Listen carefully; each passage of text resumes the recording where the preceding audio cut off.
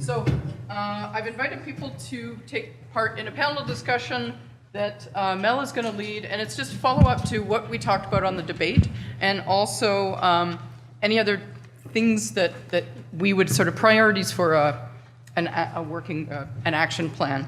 So Patricia Bacon, Magdalena's here, Sharon Hutchinson, Philippe Bourgeois, Jordan, Lauren Terrell, Julie Bruneau, and Margaret Poultras.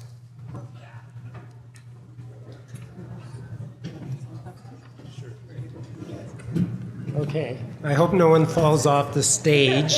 People have fallen off the stage and broken a hip, and then you consume other medical health resources. So before I open it up to the audience, Sharon, you've just seen Canada at its best. So could you just begin and say, okay, what you did in Scotland, you talked a little bit about what you thought Canada needed to do. What's your perceptions of what we've been able to accomplish and not been able to accomplish in Canada?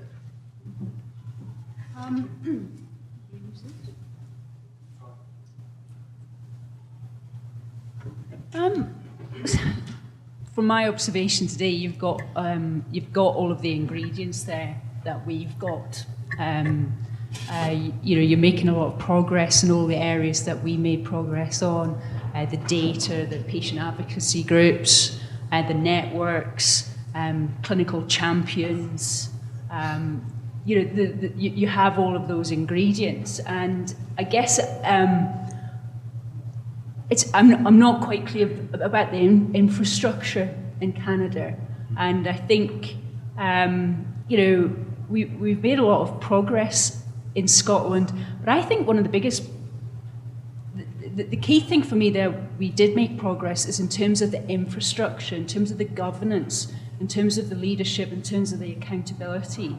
And to be honest, we only doubled the numbers of people going on to therapy. We still got a lot to do, but I think the infrastructure is going to really help us going forward. And I guess I'm not clear about the infrastructure in Canada, and I don't know how you structure that. But that, for me, is maybe the difference a little bit of what's happening in Scotland to what's happening in Canada. And I don't, this is just from me being here today. Can I ask you, Heather, how many governments did you have to deal with in Scotland? Just the one. Yeah. The issue here is we're dealing with 13 different organizations that pay for the drugs, 14 if you include the federal government that pay for Aboriginals. So we have to find a way to convince a number of different organizations. What is disappointing is the Public Health Agency of Canada, which is really should be taking leadership on this, has not come out with a strategic policy for how we manage hepatitis C in the country. But if we had that national organization that should be speaking for all governments in Canada, coming out with strong statements in this, on a strong policy, then we can put pressure on all of our governments to come in behind it. But right now, all of the approval is made by the federal government, then it goes to a Canadian Drug Agency that says, yes, this is cost effective, and then we wait for all the different provincial and territory governments to approve, see what they're going to approve. And that's a major difference between the two.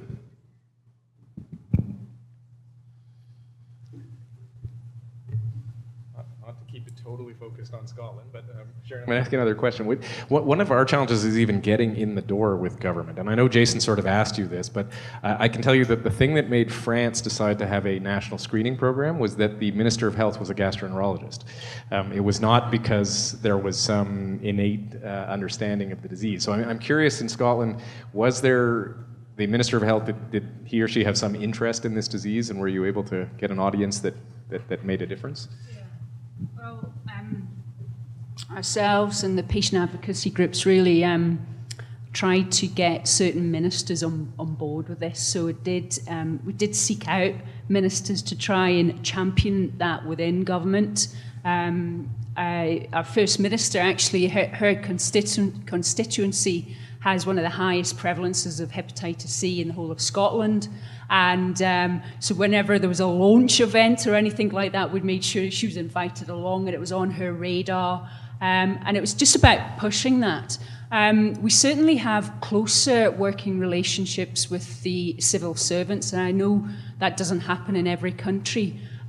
So the civil servants were plugged in right from the word go in terms of the planning, the implementation. They were on a lot of the committees and advisory groups. So they were very linked into our thinking and understood it.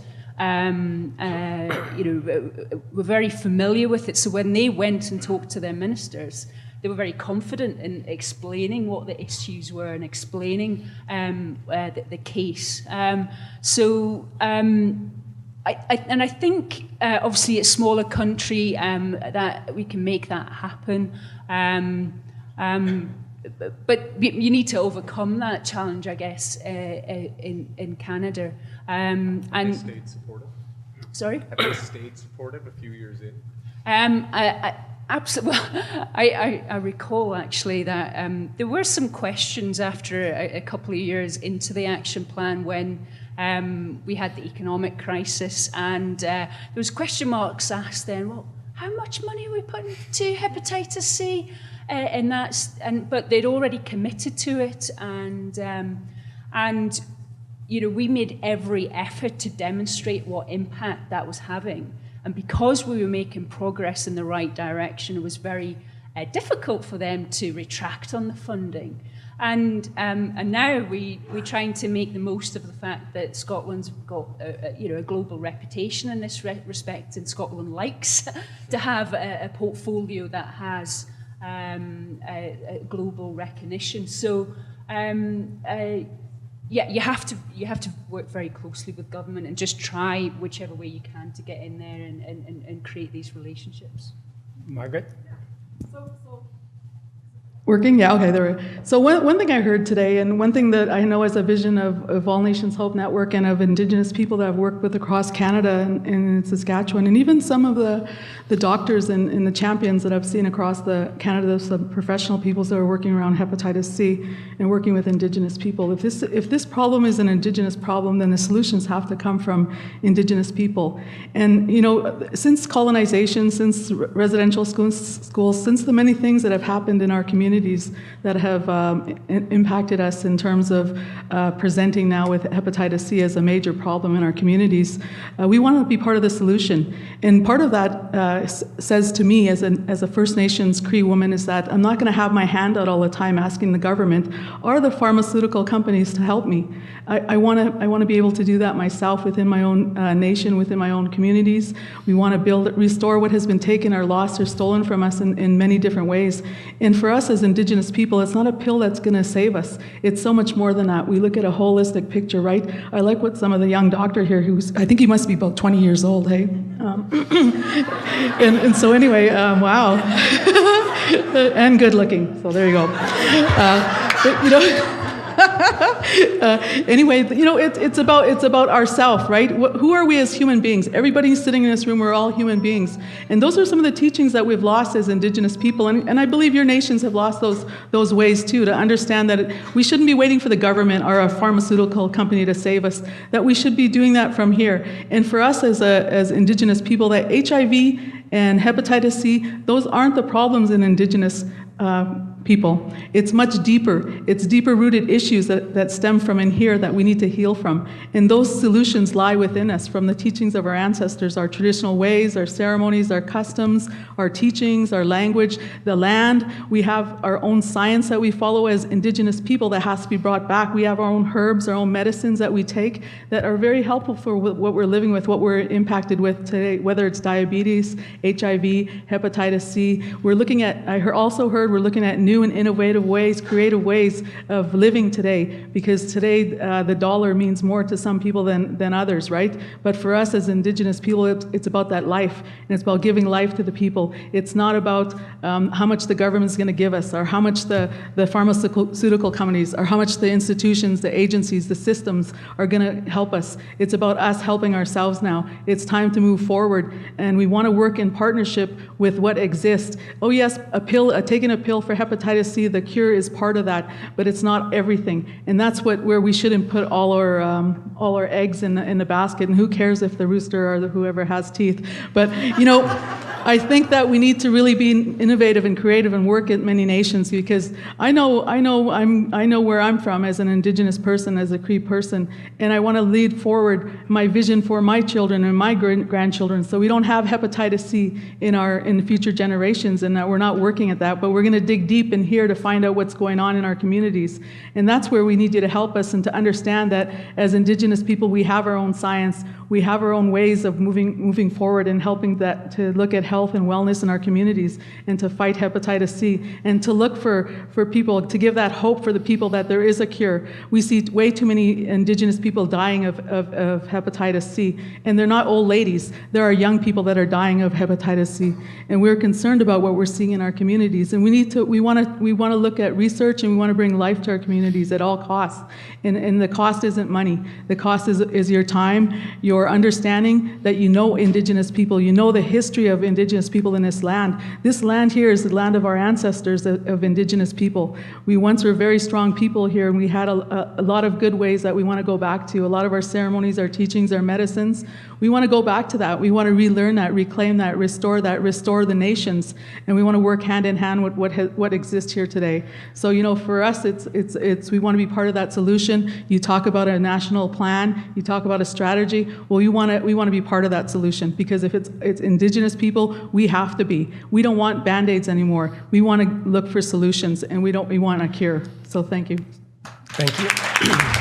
So I have a question. So we've learned a lot about hepatitis C as a virus doing damage to people's bodies, but we also tend to mix up people's acquisition risks, which they get infected with hepatitis C, and part of that represents risk activities. So let's say we had all of the industry becoming particularly generous, and they agreed to fill all of our water supplies and with free drug, or maybe a certain amortized cost of drug, and we cured everybody from hepatitis C. Would we really do enough to support the things that you've just mentioned, our society in being able to support those people who have mental health, addictions, and other illnesses which manifest in their acquisition of hepatitis C? And I'd like to hear what Philippe has to say in terms of, is this enough? Is it thinking about the virus enough? I think, I don't know how to turn this on, actually. I think actually, in some sense, nothing works and everything works. And for that very reason, from an ethical and practical perspective, since we can't predict the future, we can't predict if tomorrow 5 new clones of Gilead hopefully come in and wipe out the price, that we should actually simultaneously do all the things that were debated, in the sense of screening for fibrosis to get at lowering what you were talking about in terms of dying, immediate deaths from liver disease, and also immediate treatment for everyone who walks into one's clinic to stop the people from dying 20 years from now. But in terms, and the other thing that's completely unpredictable, I think, is that everything that we understand about non-adherence and hostile relationships between vulnerable populations and the treatment process is somewhat, hopefully and optimistically, out the window. We had crappy treatment treatment before. You had to be crazy to go into treatment on some level. I mean, why would you trust a doctor who's making you sick and doesn't even cure you? And we have completely the opposite of that. And there's a real possibility for engaging problematic subjectivities into positive relationships. That's why I like the carceral, that's why I like flooding the water, specifically of some targeted places like carceral institutions, which, by the way, from the US CDC statistics, it's 30% of the entire population with hepatitis C at any given point of time is in the carceral setting in the US. And not all those people, but 90% of those people will be released relatively soon to the community to reinfect other people. And so and they are the highest risk people. They go back to prison, they go back to substance abuse, they have terrible recidivism rates. So that is this extraordinary, festering, ongoing thing that'll keep making things profitable for Gilead and their cronies, that there's going to be a constant reinfection from the highest risk populations. But at the same time, we do have to prioritize, immediately doing things like your fibrosis screening for stopping the short-term deaths of and so forth. Julie. When I was looking at the Scotland plan, what strikes me is consistency. They have a few measures and they pursue it for many years to come, and they evaluate what they're doing. And when these fabulous treatments are coming, we kind of just leave the prevention. We don't speak too much about prevention, just cure for prevention, but not really prevention. And then and on the other hand, we have to bring to the government a lot of evidence-based research on all fronts to try to pinpoint the things that's going to work and give them ideas what to do. It would be interesting to have a task force or like 3 or 4 big things. Whatever we're doing, if we're doing something, we have a plate of doing things, and the debate is interesting. I wanted Curtis to win because he lost so much last year that I thought this year would be his year, And he didn't have bad arguments, actually. It's not that bad what he would do. It's not that bad to treat everybody. But can we do one thing, and then we'll do it and evaluate it? And if we have like 3 or 4 big goals, and then we pursue them, we help the government with our research and our evidence-based generation, then we can maybe go somewhere in 5 or 6 years.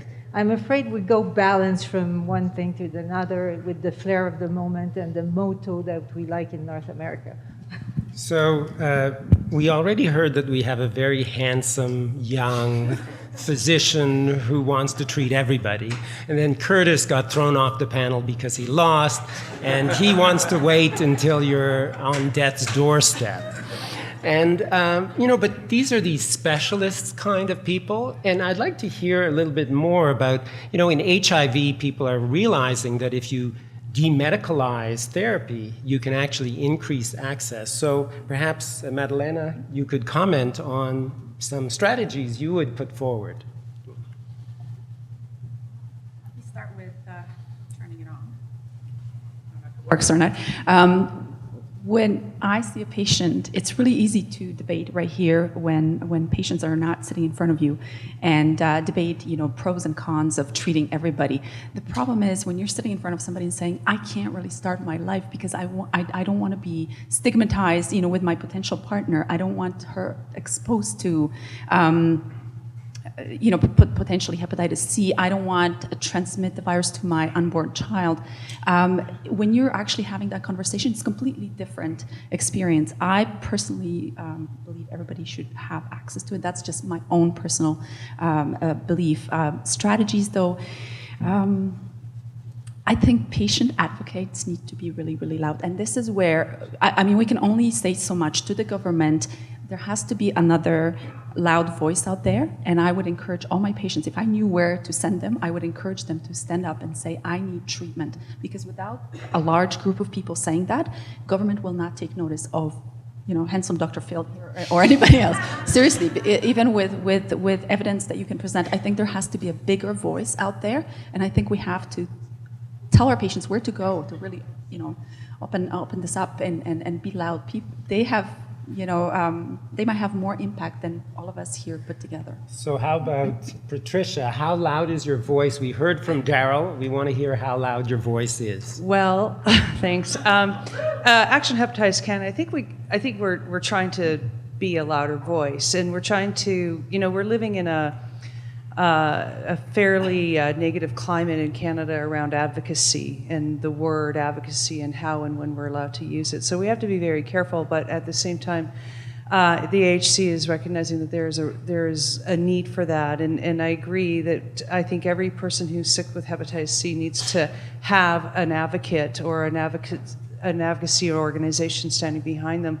It is a very difficult system to navigate, and at the same time, we're living in a climate that's not friendly for loud voices around advocacy. So one of the reasons why the AHC exists is to bring organizations and voices from across Canada to emerge in that way, to be a lot louder. And, I'd like to say that a couple things from AHC around this issue is that, in a way, we're debating a bit of a wicked problem. I mean, we're living in a time now where there is a real cure, and so that that's a nice thing to have to be debating about who gets treatment. And at the same time, though, the AHC does recognize that we have to move beyond just treating the very sick and recognize that we need to create health equity systems for marginalized populations as well, and create spaces for more people to get treatment and to get treatment sooner. And there is a cost around that. But one of the things that hasn't been talked about a whole lot today, a little bit, is there's a lack of leadership right now in Canada on that, and Scotland's got some leadership and managed to really make some progress. And one of the things that the AHC is talking about is where's the leadership, where's the national strategy that we need in Canada and the national action plan. And we've had some documents in the past, and they kind of got filed away and are collecting dust, and we're not looking at those things, and we really need to be, and we need to be asking for the leadership. And to be holding our leaders accountable about making those plans, because we are trying to debate, well, who should get treatment? How are we going to triage people who have hepatitis, and how are we going to make those decisions? And we need more than just us having that discussion. And in this room, it's great that we're all having this discussion. And where are our leaders participating in this discussion? Because they're not here. And so that is a real problem.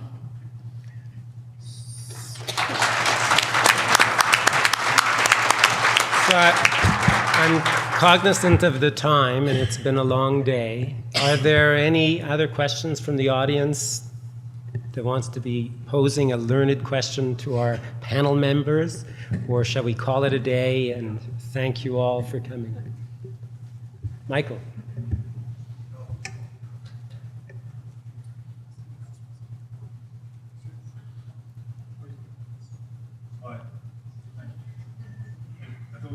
Great ideas from our panel. I like Jordan's drug amortization idea. I do totally agree that our voices need to be louder. So why don't we have a demonstration in Ottawa, a peaceful demonstration to represent the 300,000 carriers of Hep C. I think it's a completely justified democratic process to inform the government that they're not doing enough for Hep C in the country. I really do think we should think about that. But I'd like to make another suggestion, and that is, isn't it time we started thinking about international governments working together to make their own drugs? So, we've been discussing this in Alberta, Lorne and others, and myself. The cost to Canada is huge. The cost to the United States, Western Europe, China, it's hundreds and hundreds of billions. We could actually, government organizations, could make our own Gilead lookalikes. And I'm a great fan of Gilead, so I'm not picking on them. I think they've done a great job. But we can make our own Gilead lookalikes, Merck lookalikes, and get them approved for about $500 million at the most. So when you think that will save tens and tens of billions of dollars. So I really do think we've come to the point in medicine, and Lorne and I have been discussing the immune checkpoints that are revolutionizing cancer care. They're going to cost tens and tens of billions to Canada's healthcare system. So the only way to solve this is to let the companies come up with the first wave of drugs, which are expensive, but then the government uses all of our collective brains in our research labs and clinical facilities to develop our own drugs from government. It will save, it's the answer actually, if you think about it, it will save tens and tens of billions of dollars all around the world. So I think we've come to the point where we need a completely new model, and I think it has to come from international collaboration of governmental research and clinical labs. So please. Thank you, Mike. Maybe you can respond.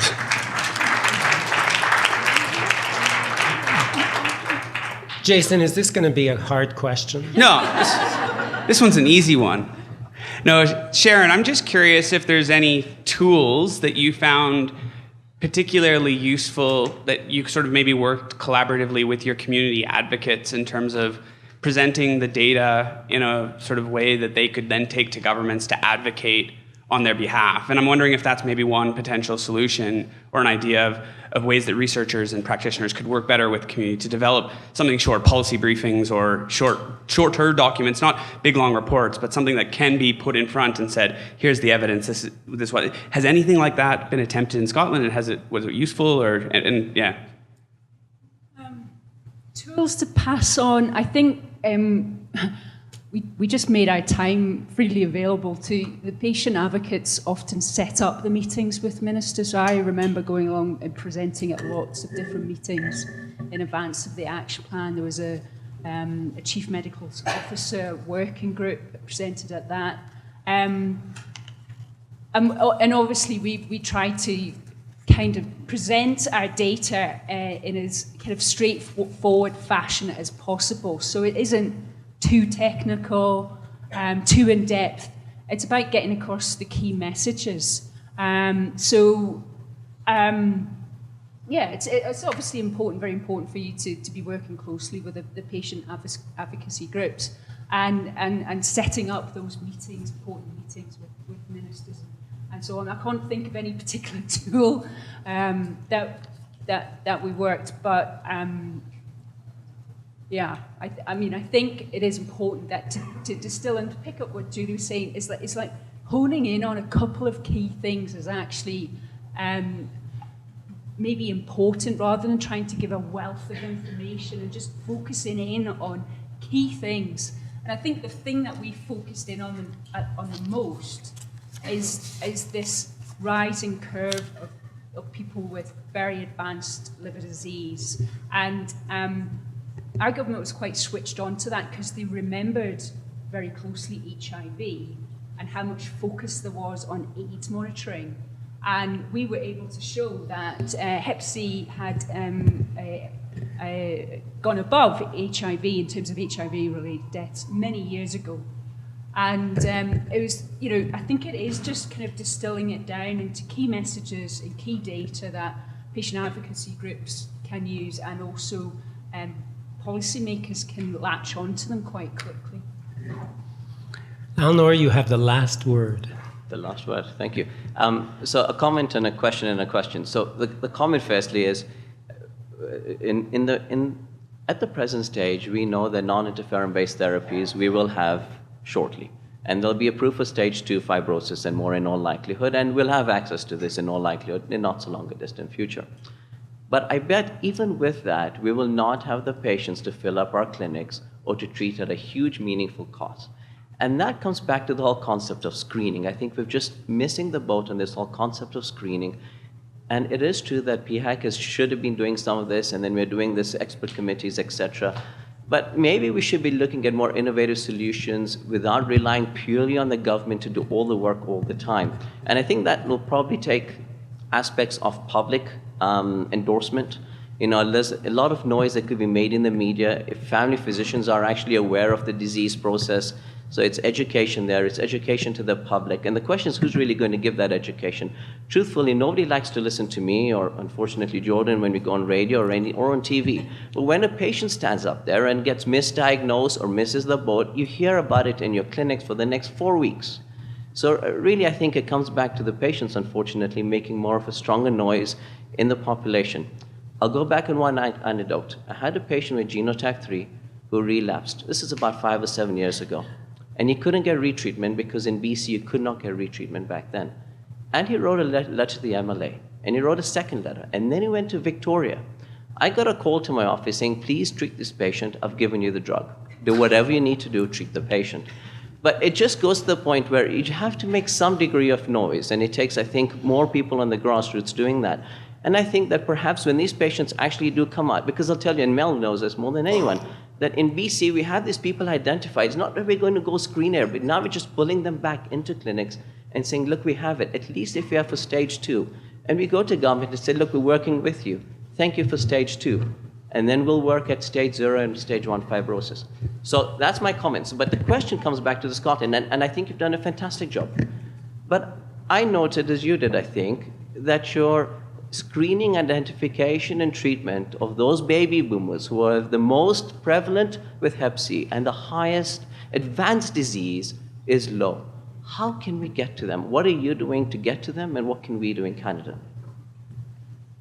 Well, we're not doing enough. I mean, I think with Scotland's action plan, we had performance measures, we had targets, but they weren't sensitive enough to link in that we weren't diagnosing a certain group like that older cohort.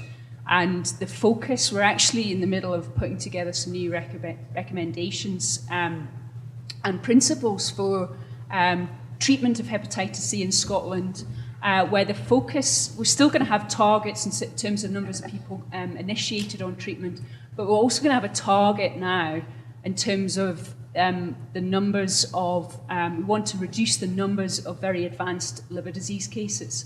So that wasn't in the previous action plan. The focus was very much on treatment and developing services. Now, with the new highly effective therapies, we've demonstrated in the models that we should be able to reduce these. So that we're going to set those targets, and that is going to change the perspectives and how health boards are going to have to roll out their services in terms of diagnosis and screening, because in order to reduce that, they can't just tap into people that are coming into drug treatment services, and they're actually the easier bunch to get because they're coming into services.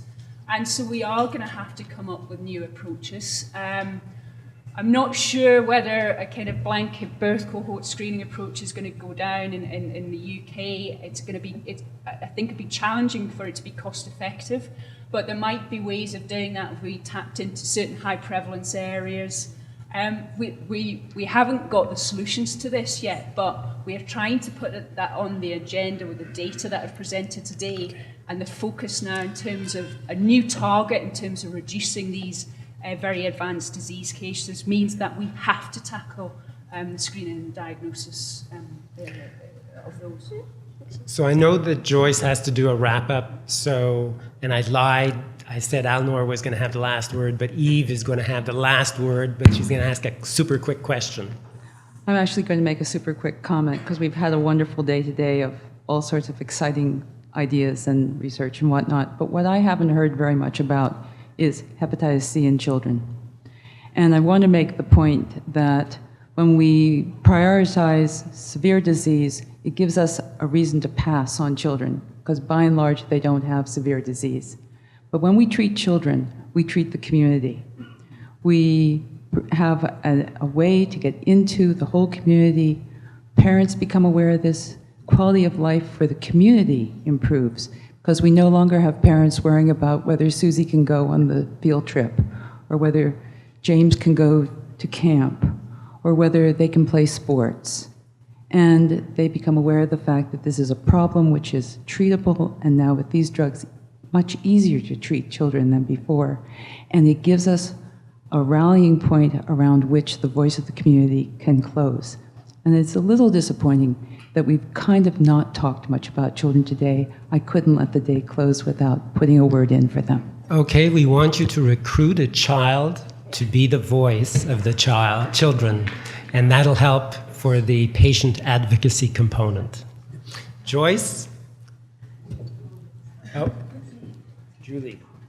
Thank you very much. Joyce should be introduced by me. Oh, okay, so. But actually, sorry, as the co-director of the NCRTP, I want to thank you, but I really want to thank Joyce, because now that you've seen the meeting, how it was packed, fabulous, interesting for everybody. And I want to thank a second person, who is Norma Shusha, who organized everything all the time, is here all the time. I want you to applaud. Thank you.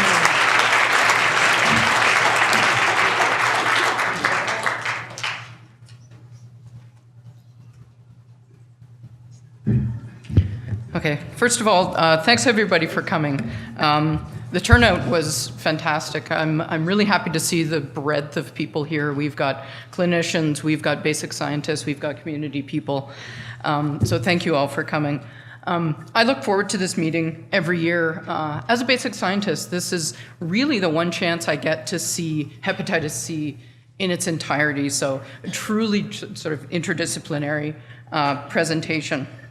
It takes me away from sort of my sort of focus on bench research. This is also a pretty exciting time as a hepatitis C basic researcher. As a basic scientist, I'm really quite proud of the people, sort of us as a group, who have gone from, in the last 15 years, from we can't grow it in culture to we can now cure it with some pretty damn good drugs. And it's not Pervectavir yet, but it's pretty darn good Avir. And that's pretty exciting.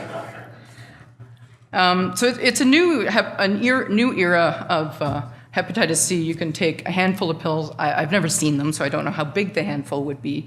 And several weeks, and you can have a cure.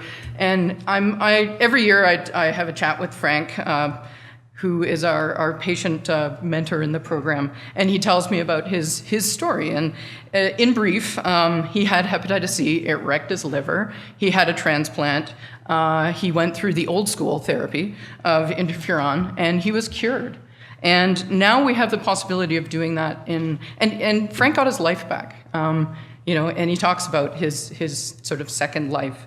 And now this is possible on a huge scale. We have the possibilities. I liked what Patricia Bacon said, that, figuring out how to prioritize and how to pay for it is not the worst problem to have. We can cure this thing.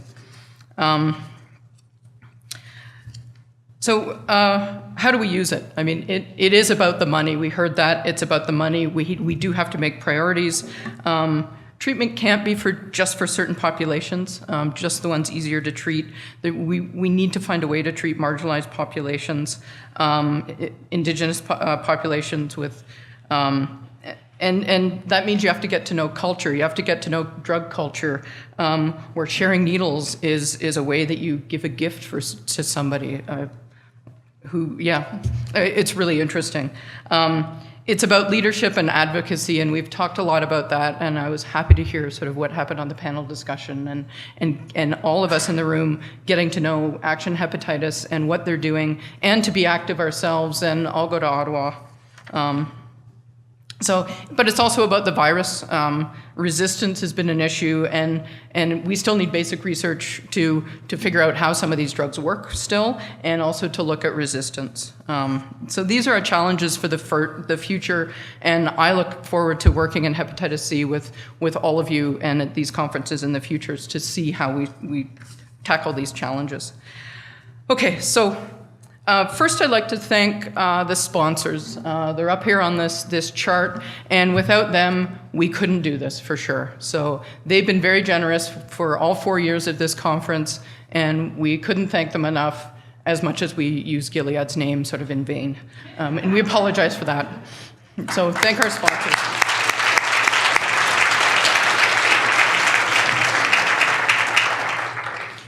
So I'd also like to thank all the speakers, chairs, debaters, panel members for their contributions. Organizing this meeting took a team. It certainly wasn't just me. And I'd like to thank all the members of the organizing committee who helped me. First, I'd like to thank my co-chair, Mark Bilodeau, first for nominating me to do this. And I have really enjoyed it. And for all of his help and advice throughout the process. And then also Jason and Mel for talking about topics. I'm a basic scientist, so the other forums. So they were very instrumental in helping me through sort of how to plan that. To Jordan and Sonia, who planned this meeting last year, I picked their brains a fair amount, so thank you for that. Mel, Louis, Jason, Lauren, and Jordan for help with conference grants that I was writing. And Selena and the rest of the team for getting ready to prepare the manuscript for this conference for next year. And then also to Nagla, who worked hard to actually secure and work with CASTLE to get this meeting here, and I think that was a really good thing to do. So yeah, thanks to Nagla for doing that. And then finally, the biggest thanks goes to Norma. Where is she? Is she in here? Outside. To Norma who does, and I have it right here, she does everything. Oh, there she is. She does all the real work to make all this magic happen. She keeps track of everything and tells me when it's like, we need to decide on this. It's like, okay. Make sure all the tasks get done. And it's been a pleasure to work with you on this, Norma. And then, is that it, I think? So finally, I have one last favor to ask of you. After the poster session, please go to the poster session, which will start right away. We'd like your feedback. So I have made arrangements that sometime after the poster session, you're all going to get an email with a link to a survey. And we're going to ask you basically who you are and how you found out about us, I think, something like that. What you liked, what you didn't like, and then ask for suggestions on topics or what you'd like to see next year. So please look at those and fill them in. They're anonymous. They're being tabulated by a separate company that we've hired. We will just get aggregate results, so completely anonymous, but we'd love to have your feedback so that we can make it a good conference next year in Montreal. Thank you very much.